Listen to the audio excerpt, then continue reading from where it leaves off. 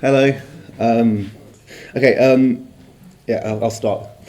In his essay, Perceiving Newman, Bois takes cues from Barnett Newman's claim, made in January 1950, that his artworks, quote, are not abstractions, nor do they depict some pure idea, but instead are specific and separate embodiments of feeling to be experienced, each picture for itself.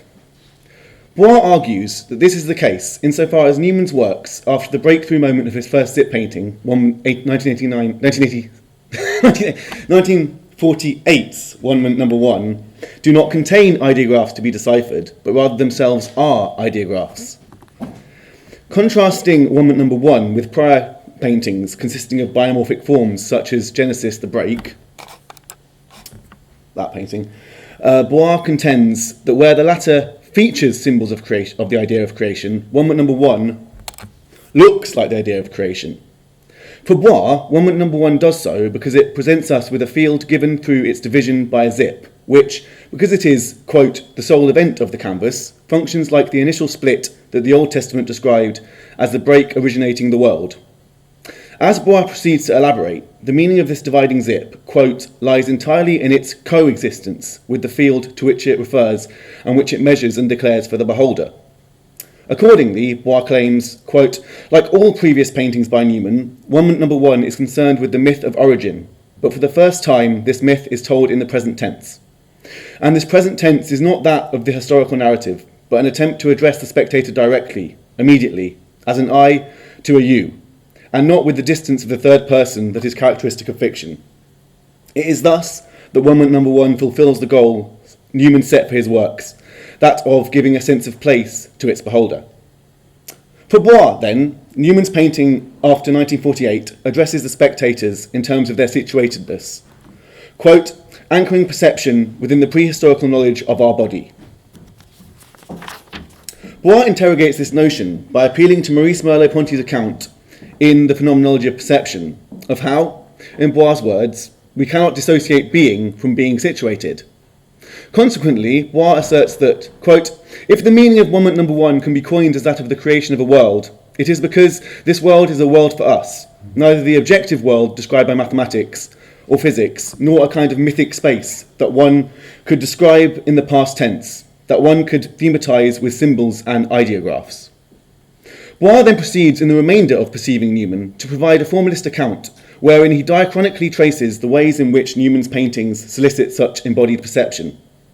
In this paper, however, I want to interrogate the notion that such dynamics mean Newman's paintings project a world which would do justice to the needs of corporeal subjects. And to do this, I will also take recourse to Merleau-Ponty. However, rather than the Phenomenology of Perception, which features scant discussion of art and certainly nothing readily applicable to Newman's work, I will turn to Merleau-Ponty's essays on painting. At one point in Perceiving Newman, Bois adds the parenthetical caveat that he is not assuming that Newman ever read the Phenomenology of Perception, and is simply content with stressing the quasi-simultaneity of the artist and philosopher's enterprises. However, it is very likely that Newman read Cézanne's Doubt, Merleau-Ponty's first essay on painting, when it was translated into English and published in Partisan Review in 1946. In this essay, Merleau-Ponty argues that Cézanne's work draws attention to the preconceptual relationality which Bois sees Newman's painting eliciting. Drawing not only from the evidence of Cézanne's painting, but also from the artist's writing and correspondence, Merleau-Ponty contends that this is the case because in his work, Cézanne paints the visual world's emergence in relation to his living body, by lending solidity to the so-called secondary qualities of colour and tangibility. Whereas in habitual perception, we forget, quote, the viscous equivocal appearances, go through them straight to the things they present. For Merleau-Ponty, Cézanne, quote, recaptures and converts into visible objects what would, without him, remain walled up in the separate life of his consciousness. Merleau-Ponty, then, argues that in disregarding the polarity of subject and hypothesized object, Cézanne, quote, does not try to use colour to suggest the tactile sensations which would give shape and depth, but rather portrays objects as simultaneously present to all his senses, and thus attempts to make visible how the world touches us. Now, the art historian Nancy Charchek has noted the affinity between Merleau-Ponty and Newman's identification of art with the pre-linguistic, comparing Merleau-Ponty's claim in Cézanne's Doubt that, quote, the artist launches his work as a man launched the first word, without knowing whether it will be anything more than a cry or come to have meaning in a world for others, with Newman's assertion in his 1947 essay, The First Man Was an Artist, that man's first expression was an aesthetic one. Speech was a poetic outcry rather than a demand for communication. However, it is by no means evident in Cézanne's doubt that Merleau-Ponty's conception of painting is applicable to Newman's abstraction. This is something which has been acknowledged by Merleau-Ponty's commentators. Gunther Vergal has noted that Merleau-Ponty seems to miss the decisive point in that he, quote, does not sufficiently pay attention to the painting as such, forgetting the exteriority and the objective character of art, and neglecting the fact that, quote, paintings are so obviously over there for the contemplator, emphatically inaccessible without sensual presence. And Veronique M. Fauty writes that Merleau-Ponty's appreciation of abstract painting was impeded by his approaching painting as a proto-philosophical investigation of the constitution of visibility, in the service of a theory of truth.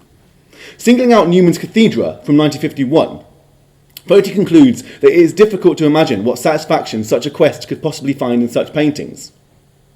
Indeed, in his second essay on painting, Indirect Languages and the Voices of Silence, Merleau-Ponty writes that abstract art constitutes, quote, a negation or refusal of the world, which is testament only to a shameful or despairing life. Yet, in that essay, and a following essay entitled Iron Mind, Merleau-Ponty develops an account of modernism which seems to apply to abstract painting in general, and Newman's painting in particular. In Indirect Language, the central concern is still art's capacity to render visible the so-called voices of silence upon which language is dependent. However, rather than through the representation of the painter's embodied experience, as in Cézanne's doubt, in these essays, Merleau-Ponty formulates this in terms far closer to Newman's conception of his paintings as to be experienced each picture for itself. Merleau-Ponty claims that modernist art should not be seen as signifying, in lieu of external reality, a, quote, movement towards the subjective and a ceremony glorifying the individual.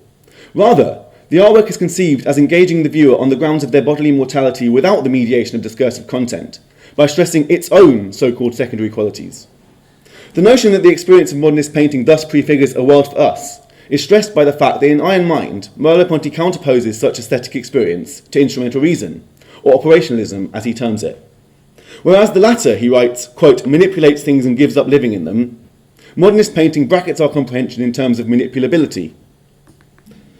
As opposed to the administered world's quantitative abstractions, Merleau-Ponty emphasises how painting engages us in a way which, quote, forbids us to conceive of vision as an operation of thought that would set up before the mind a picture or representation of the world, and renders inescapable the fact that the world is made of the same stuff as the body, by returning us to the there is, to the sight, the soil of the sensible and opened world, such as it is in our life and for our body. Central to this for Merleau-Ponty is the way in which modernist painting intimates that which, quote, still must be done in order to restore the encounter between the glance and the things which solicit it. And he contends that it does so to the extent that it awakens powers dormant in ordinary vision. Here, I think it is useful to draw some parallels with Theodor Adorno, a philosopher whose affinities with Merleau-Ponty have often been noted, but never systematically examined. The notion that art might awaken dormant powers is crucial to Adorno's aesthetics. Similarly to Merleau-Ponty, he affirms in a 1965 essay entitled On Some Relationships Between Music and Painting, the modernist painting does not express the subjectivity of the painter, but rather works, quote, towards a changed form of the expressive, which echoes early mimetic behaviours. To understand what Adorno means by early mimetic behaviours, it is necessary to take recourse to the speculative anthropology he delineates with Max Horkheimer in Dialectic of Enlightenment. For the authors, mimesis preceded instrumental reason.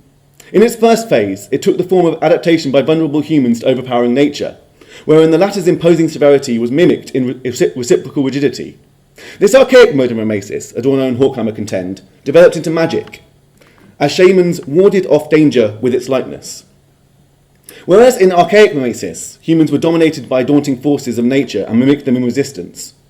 In this magical phase, mimicry was not purely defensive, but an attempt to ameliorate the threat of these forces. However, while in these processes the mimicked object retained its particularity, such rituals gave way to instrumental methods by which the object could be controlled. The, quote, manifold affinities between existing things were supplanted by the single relationship between the subject who confers meaning and the meaningless object, the reification of which meanings as second nature under capitalism must be adapted to in much the same way as overpowering nature formerly was. For Adorno, then, the experience of art recovers something of the mimetic behaviour which preceded the polarity of subject and object. That is, it concerns, quote, levels of experience that are fundamental to the relation to reality, yet are almost always concealed by reification. As is the case for Merleau-Ponty, Adorno contends that these levels of experience concern subject's corporeality. He claims that because it entails an, quote, adjustment to something extramental, the mimetic assimilation to artworks engages a bodily impulse that has not yet been subjected to the centralising authority of consciousness. For both Adorno and Merleau-Ponty, this centralising authority of consciousness is crucial to capitalism's disregard of human need. Merleau-Ponty argues that idealism buttresses the sedimentation of regressive social institutions under capitalism. He consistently stresses how the oppression and exploitation by which capitalism is reproduced is justified with recourse to the idealist categories of classical liberalism, quote, the purity of whose principles not only tolerates, but even requires violence. Adorno, on the other hand, argues that idealism's complicity with capitalist reification is typified by the subsumption of sensory intuitions under concepts in the determinate judgments of Kantian epistemology, by which in Kant's first critique he delimits the realm of possible experience. Get some water. Is this physics? That's not physics, is it? Adorno contends that... Oh no, I said that. No. Adorno contends that the abstraction characteristic of the Kantian transcendental subject is nothing but the internalised and hypostatised form of man's domination of nature, which always comes into being through the elimination of qualities, through the reduction of qualitative distinctions to quantitative forms.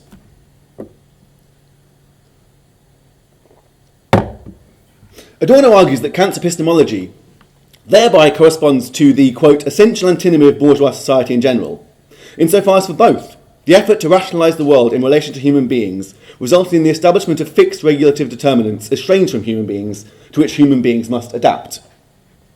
As Susan Buck-Morse puts it, on Adorno's account, quote, the universality of the transcendental subject ignores historical particularity and implies the interchangeability of every subject. Thus, for Adorno, as he puts it, quote, the surplus of the transcendental subject is the deficit of the utterly reduced empirical subject. However, while Kantian determinate judgments are complicit with the status quo, Adorno contends that Kant's account of aesthetic reflective judgment in the third critique indicates the possibility that things could be different. Kant claims that aesthetic reflective judgments of the beautiful, in lacking subordinating concepts, thereby do without recourse to all interests which delimit what knowing is. Now, for Kant, this includes sensual interests. He asserts that, quote, beautiful is what we like in merely judging it, rather than either in sensation proper or through a concept. However, as Adorno points out, quote, there is no liking without a living person who would enjoy it. Accordingly, he contends, while the subsumption of objects and determinate judgments entails the reduction of the empirical subject, when addressing aesthetic reflective judgments, quote, Kant is compelled to consider the existing individual, the ontic element, more than is compatible with the idea of the transcendental subject. Already in his reading of the first critique, Adorno understands Kant's refusal to do away with the notion of noumenal things in themselves, as evidence against the transhistoricality of Kant's circumscription of possible experience. For Adorno, this is because the existence of noumena implies that our concepts are dependent upon objects which these concepts do not exhaust. The acknowledgement of things in themselves which are nonetheless unknowable is for Adorno, quote, a kind of metaphysical mourning, a kind of memory of what is best, of something that we must not forget, but that we are nevertheless compelled to forget. As we have seen, in the experience of art, Adorno argues that we recover something of precisely those elements of experience which we are compelled to forget. Indeed, Adorno asserts that what authentic art makes perceptible, quote, no more coincides with empirical reality than does, according to Kant's grandly paradoxical conception, the thing in itself with the world of phenomena, the categorially constituted objects.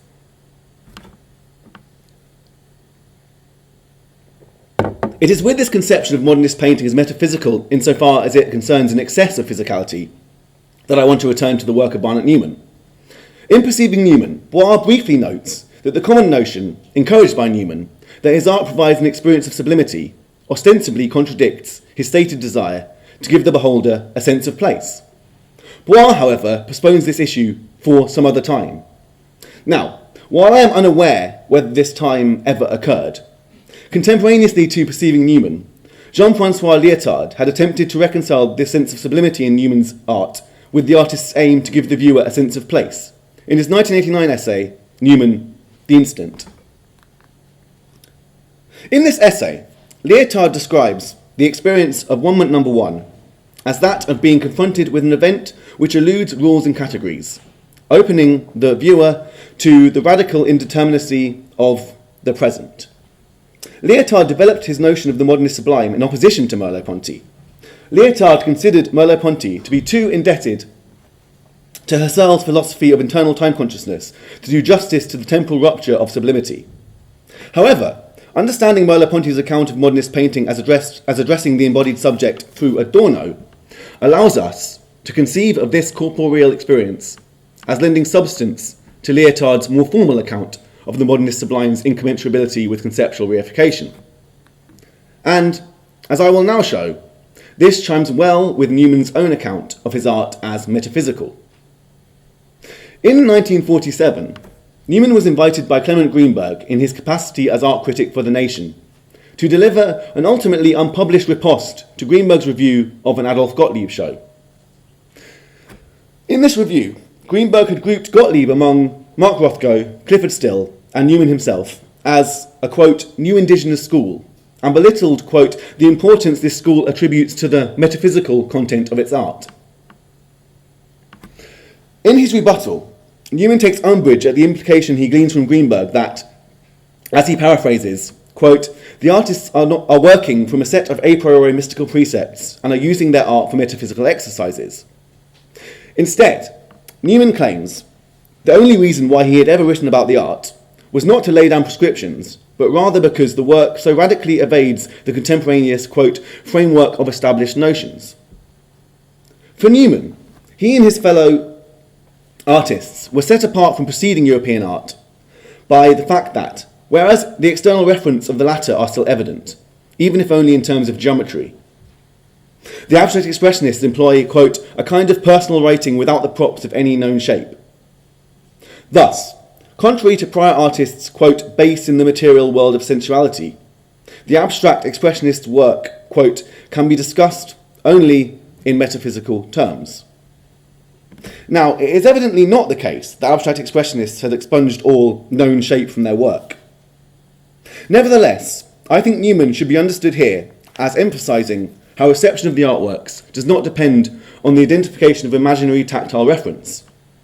His claim that the paintings can only be addressed in metaphysical terms is not an appeal to the spectator's consciousness as if it were disembodied, as Annette Cox claims, writing that Newman elevated, quote, interpretation to a cosmic level beyond the concrete. Instead, for Newman, what he refers to as the revelation provided by abstract expressionist artworks is, quote, real and concrete. Or, as he affirmed in conversation with Thomas B. Hess, when Newman says his paintings are metaphysical, what he is also saying is that his paintings are physical. Indeed, it has often been noted that the physicality of Newman's painting surfaces is far from inconsequential. Carol Mancusi-Ungaro has recently stressed how the importance of such tactility is evident with recourse to an anecdote. She recounts how, when Newman's Who's Afraid of Red, Yellow and Blue No. 3 was vandalised in Amsterdam, the painting was sent to the US for its surface to be repaired and completely repainted. However, she writes, what resulted was an effective obliteration of, quote, Newman's staggeringly beautiful and carefully crafted layers of painting, because it was accomplished by a restorer who seemed to be responding more to the widespread misinterpretation of Newman's large and unprecedented colour than to the reality of his nuanced surfaces. As Bois notes, Newman himself entreated spectators to adopt a micrological gaze attuned to these nuances when he tacked a sheet of notepaper to the wall of the Betty Parsons Gallery during his second one-man show to inform visitors that his pictures were, quote, intended to be seen from a short distance. Indeed, when thus observed to adopt a claim made by Harold Rosenberg of Gottlieb, even in the case of Newman's most implacable and imperceptibly worked canvases, quote, action is quietly there, and, accordingly, unique effects occur. For Newman, then, the physicality of his paintings and the unique effects thereof are at the same time metaphysical. To return to Newman's rebuttal of Greenberg, to characterise the metaphysical nature of his painting, the artist appeals to, quote, the idea that the realisation by Cézanne of his complete and pure sensation of his apples adds up to more than the apples.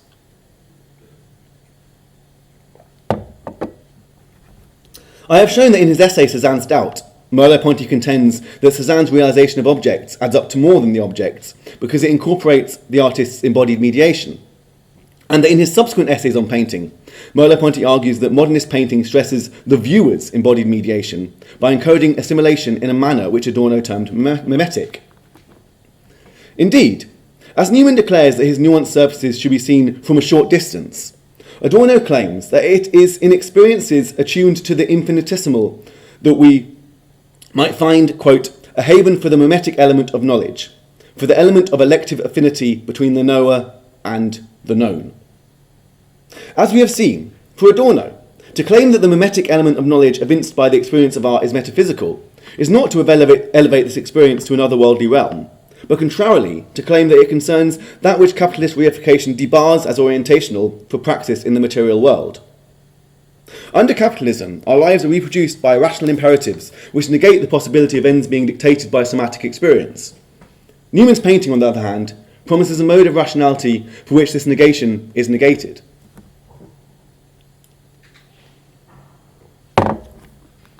So far in this paper, then, I have essentially given philosophical flesh to Bois' claim that Newman's paintings evoke a world for us. However, I think it is crucial to note that it is not simply due to spectatorial relationality that Newman's paintings prefigure a reconciled world. To cite J. Bernstein, with whose Adornian reading of abstract expressionism my account has close affinities, a Newman painting, quote, has weight and salience, matters in itself, opposing the universal for us of rationalised society.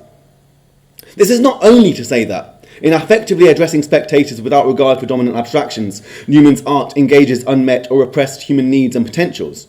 Moreover, it is to say that it does so insofar as the openness to alterity of mimetic assimilation rehearses the comportment which would obtain under changed conditions. As Adorno puts it, adopting Aristotle's definition of humans as being among beings who need society in order to realise eudaimonia, or human flourishing, the self-exteriorization demanded by mimesis, quote, determines the person who experiences art and steps out of themselves as a zoon politikon, or political animal. Central to this is the way in which mimesis affirms not only the particularity of subjects, but also objects.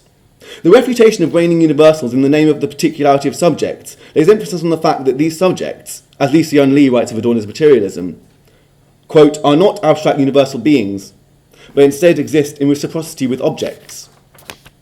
Adorno often formulates this in terms of the subject being brought to its objectivity, quote, as an object among objects. Of course, this is not to affirm naive positivist realism. Contrarily, Adorno contends that the fact that the subject shares objectivity with objects means subjective mediations are, quote, no longer a subtractable addendum to objectivity, and instead, quote, at times subject as unrestricted experience will come closer to object and the residuum filtered and curtailed to suit the requirements of subjective reason. In such unrestricted experience, quote, knowledge of the object is brought closer by the act of the subject rending the veil it weaves around the object. This veil, then, is not rendered by objectivistic reduction, but rather Adorno contends that, if the subject passively entrusts himself, or themselves, to their own experience of the object, what, quote, shimmers through is that in the object which is not a subjective addition. Merleau-Ponty gives a more sustained account of the relationship between subjects and objects once an external and superior vantage point has been repudiated in the completed chapters of The Visible and the Invisible, a work written at the same time as Iron Mind, upon which he was working when he died.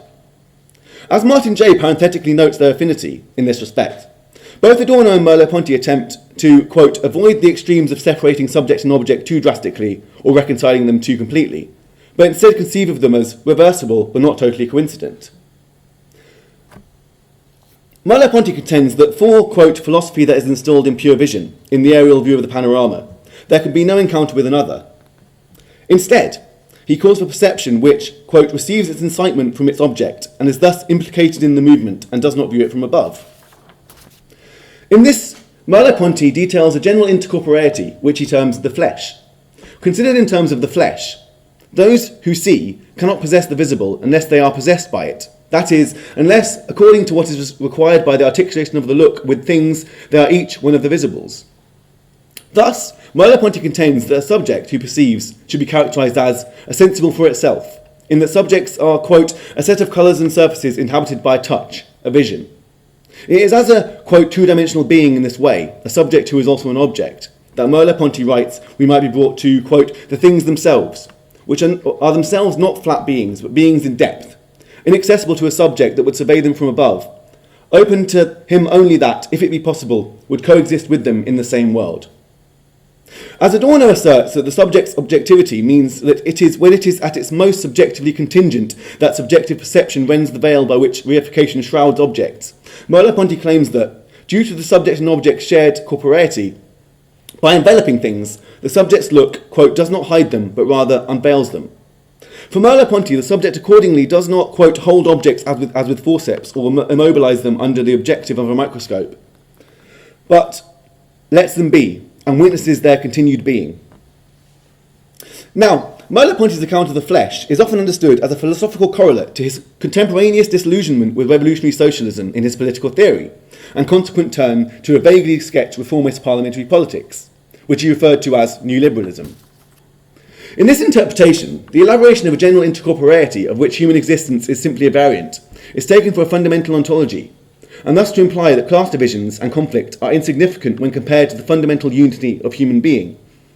Now, this is not the place for a comprehensive account of Merleau-Ponty's political trajectory. Nevertheless, suffice it to say that he made the shift to a new liberalism during the mass apostasy from support for the Soviet Union, which occurred on the European left in the 1950s.